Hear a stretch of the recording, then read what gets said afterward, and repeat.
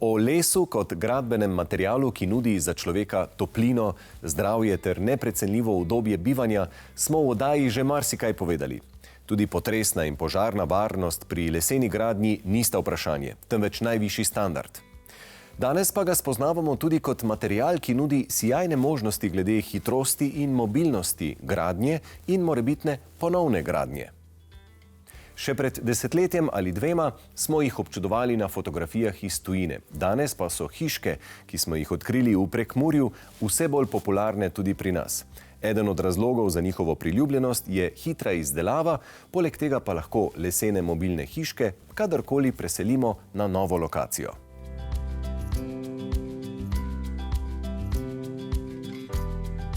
Tale lična majhna hiška dejansko je majhna, ampak na svoji skromni kvadraturi ponuja veliko udobja in razigranega značaja. Na posestvu prenovljene domačije na Goričkem so nedavno postavili moderno zasnovana in silno privlačna modularna objekta. Zaradi natančne izdelave v kontroliranih pogojih in odlično izvedene izolacije sta hiški prijetni za bivanje v vseh letnih časih. V osrčju sta iz lesa, od zunaj pa odeti v belo pločevino, ki varuje leseno konstrukcijo pred zunanjimi vplivi. Goran, sva v zelo posebnem in zelo majhnem objektu, ki na majhni kvadraturi nudi zelo veliko. Zakaj torej gre? Hiška ima približno 22 kvadratnih metrov neto in seveda v teh 22 kvadratnih neto smo razmišljali, da bi ponudili čim več vsebin, kjer lahko kvalitetno preživiš pravzaprav svoj bivalni čas. Kako je ta hiška sestavljena z konstrukcijskega vidika? Z konstrukcijskega vidika je zelo preprosta. Gre za neke vrste kasetno gradnjo iz lesenih profilov, to pomeni leg in pa stebrov.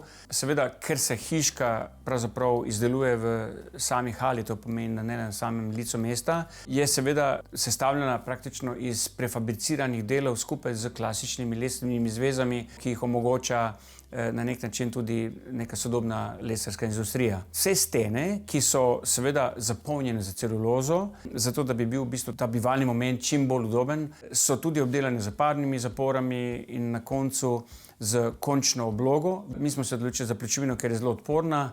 Tudi iz istega materiala smo naredili pravzaprav strešno oblogo, tako da je v bistvu hiška na nek način čim bolj kot sam modul neopazna naravi, ampak deluje v bistvu skladno, glede na to, da je res majhna, ne. Kakšna je energetska učinkovitost takele hiške? Energetska učinkovitost take hiške je praktično maksimalna, ne, ki si jo lahko zaželimo. Odgovarja tudi v tem primeru pasivnim potrebam, to pomeni čisto vsi spoji tako samega objekta, kot tudi različnih okenskih ali pa vratnih odprtin so zrakotesni. Tudi, kar se tiče samega ogrevanja, imamo tukaj talno ogrevanje, ki ga imamo seveda v sami konstrukcijski zadevi zelo preprosto in pa rešeno z karbonskim sistemom, in pa inštalacije, ki potekajo tudi praktično na topli strani samih sten, nam omogočajo potem v bistvu zelo preprosto montažo vseh drugih elementov. Skratka, kompatibilnost, enostavnost v proizvodnji in pa tudi seveda potem ergonomičnost, to so bila naša glavna vodila. Kar 85% hiške je iz lesa. To naravno gradivo s svojimi izjemnimi lastnostmi ustreza vsem konceptom trajnostne gradnje, saj je les ekološki, energijsko varčen in prijazen zdravju. Dodatna odlika lesa je ta, da objekt iz tega materiala pri enaki toplotni prehodnosti omogoča ožje stenske konstrukcije kot masivna gradnja. Tako lahko z leseno gradnjo v notranjosti objekta pridobimo do 10% več bivalne površine v primerjavi z enako veliko zidano hišo. In koliko časa se tako hiško dejansko izdeluje? Koliko časa čakaš na njo? Za sam objekt je potrebno približno 5 do 6 mesecev za izdelavo. Moram pa povedati, da se hiška izdeluje izključno v hali, to pomeni v proizvodnji hali, kar mi vidimo kot zelo veliko prednost, zaradi tega, ker se jo lahko izdela zelo kvalitetno, namreč samo gradbišče in pa seveda vsi meteorni vplivi ne vplivajo na kvaliteto izgradnje in zato se jo lahko izvede tudi, bomo rekel, hitreje. Pravzaprav se tudi kopalnica dokonča v celoti in potem pri transportu take hiše se lahko praktično biva že v njej že prvi dan, ko je postavljena. Ne le, da so leseni konstrukcija, stene, stopnice in stavbno pohištvo, temveč ta dragoceni obnovljivi material podarja umirjen in topel značaj tudi notranjosti hišk. Masivni parket, stebri in vso pohištvo, tudi kopalniško, so iz lesa z vidno teksturo.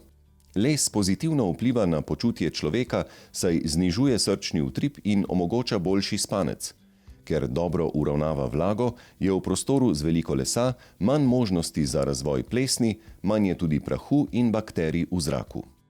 Na kak način v tej hiški pridemo do svežega zraka? Hiška se prezračuje pravzaprav mehansko, to pomeni, imamo za to pripravljene odprtine, ki so v sami strešni konstrukciji, obenem se pa tudi seveda, ker je tako majhna, se hitro lahko prezrači tudi z prednjimi drsnimi vrati. 22 kvadratnih metrov po svoje je lahko dovolj, ne, za neko krajše bivanje, ampak kaj, če bi si človek odločil kljub vsemu za nekaj več, torej neke resnejše bivalne okoliščine bi rad dobil, kaj pa takrat? V načinu take modularne gradnje si lahko tudi omislimo objekte, ki so bolj primerni, recimo ne samo za počitnikovanje, ampak tudi za samo normalno življenje. Moduli se dajo sestavljati. Je možno te objekte tudi v bistvu zelo preprosto sestavljati v večje sisteme. Recimo, če bi si želeli tudi stanovanjsko hišo, ki bi imela približno 120-150 kvadratov, bi jo bilo s takimi modulimi zelo preprosto in možno tudi izvesti in sestaviti. Koliko pa je potem dejansko mobilna takale hiška? Če bi se človek zmislil, dobi priložnost, jo lahko dejansko prime in prestavi nekam drugam, kako zahteven bi bil tak poseg? Tako, to je pri takem objektu zelo zanimivo, zelo enostavno. Objekt je postavljen na točkovne temelje, vse inštalacije ima speljane po spodnji plošči in se praktično v smislu same kanalizacije priključuje na čistilno napravo. Seveda, električni in pa telekomunikacijski priključki so tudi preprosto speljani praktično do neke skupne točke. Torej, v primeru prestavitve se tak objekt lahko z nosilnimi trakovi preprosto objame, zelo podobno kot pri prestavljanju čolnov, in se ga postavi na transportno vozilo, ki v primeru take velikosti ne potrebuje posebnih prometnih dovoljenj za to, da bi se ga pripeljalo. Torej, podobno kot vidimo na avtocesti, ko peljejo neko jadrnico, jahto, bi pa tole mobilno hiško lahko peljali na drugo lokacijo. Tako, za to velikostjo brez nobenega problema.